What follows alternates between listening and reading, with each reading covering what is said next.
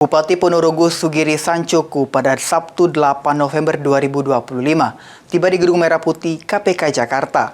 Usai terjaring operasi tangkap tangan atau OTT pada Jumat 7 November 2025.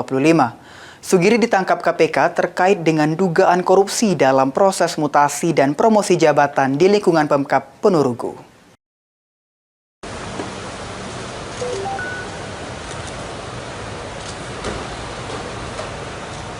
Pemirsa, Komisi Pemberantasan Korupsi KPK membawa Bupati Ponorogo, Jawa Timur, Sugiri Sancoko ke Gedung Merah Putih KPK Jakarta pada Sabtu 8 November, yakni sekitar pukul 8.10 waktu Indonesia Barat.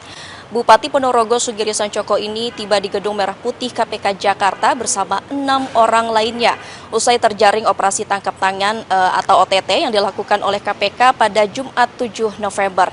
Dan ketujuh orang ini langsung dibawa ke ruang pemeriksaan di Gedung Merah Putih KPK Jakarta.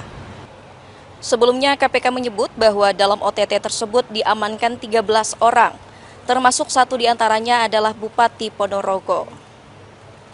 Adapun penangkapan Bupati Ponorogo terkait dengan dugaan korupsi dalam proses mutasi dan promosi jabatan di lingkungan Pemkab Ponorogo.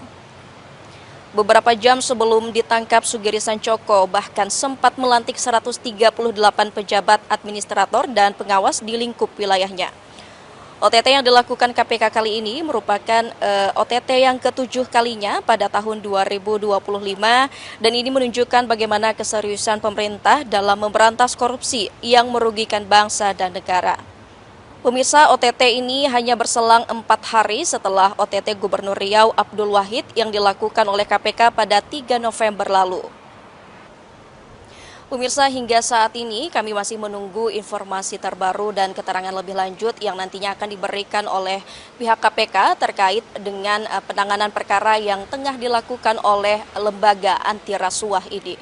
Dari Jakarta, Cahyasari, Rian Rahman, Kantor Berita Antara mewartakan.